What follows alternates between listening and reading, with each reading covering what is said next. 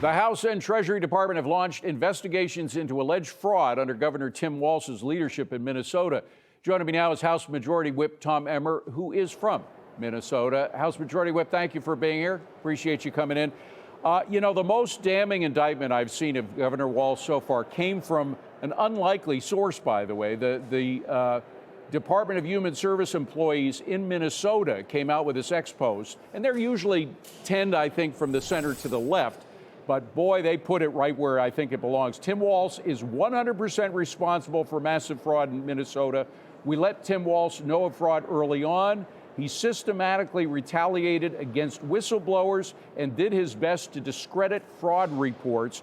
So not only did he look the other way, but he was retaliating against those people who did spot the fraud and the cause of the fraud. What price should he pay for this? Oh, I think he should be held accountable to whatever the highest level is.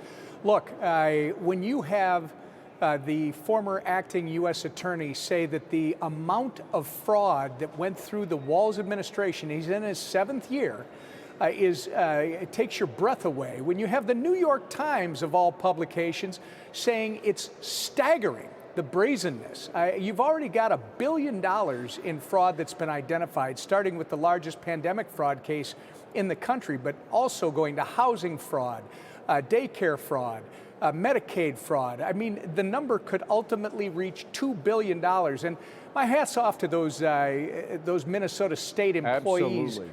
Because what they're doing is they're saying, you know what? This guy knew, or he certainly should have known how bad this was because we were telling him. The state is literally administering federal dollars in many of these programs, Medicaid, for instance. The state, whoever is responsible in the Walz administration, and if it's Tim Walz, he should be the one answering for it if he knew and allowed this to happen. By the way, the investigation that's taking place, Jamie Comer, the chairman of the House Oversight Committee, announced that he's going to be looking into this. And Scott Bessent yesterday, the Treasury Secretary, said he's going to investigate the fact that, out of the 80-some people charged in the Feeding Our Future fraud scam, 78 of them were from the Somali community. Now, David, not all Somalis are criminals, but we're talking about criminal activity that was committed by primarily Somali residents in the Twin Cities. And they were shipping that money back to Somalia. And there's plenty of anonymous reports out there saying that it went to Al-Shabaab, but you don't even need those. Right. All you need to know is Al-Shabaab, a known terrorist group, they take a piece of everything. They take a piece of everything that comes into that country. Amen. If anybody knows Somali. And the point is, I have to use words like alleged and supposedly and reportedly. In this case, no. There are people who have admitted, I believe dozens of people now have pled guilty to this. So this is more than allegations. This is stuff we know about. And again, the question is whether Governor Walz turned the other way and was belittling those reports by whistleblowers because he relies on the Somali community to elect him and to re-elect him and re-elect him.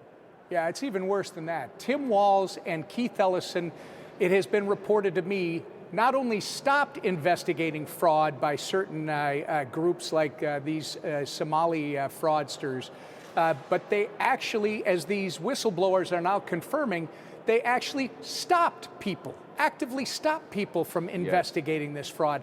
This is not incompetence. You don't let $1 billion plus go through the state government that you're in charge of, get dispersed out to criminals and shipped back to terrorists overseas without having somebody being complicit in this act. And whoever that is, whoever it might be, how many it might be, they should all have to answer. Well, there's a phrase in this note from the Human Service employees. It says, he systematically retaliated against whistleblowers. Isn't that alone a crime? Absolutely. And I mean, by the way, his being the governor of Minnesota is the ultimate crime. This guy is a fraud from the word go. He lied about his military career. He got caught on national TV, David, lying about when he was at Tiananmen Square. How dumb is that? And his answer was, sometimes he's a bit of a knucklehead. Well, guess what? whatever the criminal enterprise that was being run through the state of Minnesota, we need to find out exactly who is responsible within his administration. And by the way, this isn't just Minnesota. This is happening all over. We had a guest from New York talking about this yesterday. It's happening in New York City. It's happening in a lot of places. I'm reminded of that Reagan quote, and we only have 10 seconds. Government is not the solution. Government is the problem. Go ahead. I totally agree. And in this case, I'm just grateful for President Donald Trump actually making this a topic. We've been trying to sound the alarm for the last 3 years. Nobody would report it, David. It took Donald Trump to raise the specter of the fraud that's happening in Minnesota. Right. And now thank you for reporting it and everybody else. Well, even the mainstream media can't avoid it anymore. And thank God you're not avoiding it. Majority Whip Tom Emmer, great to see you, sir. Thank you. Have a good vacation.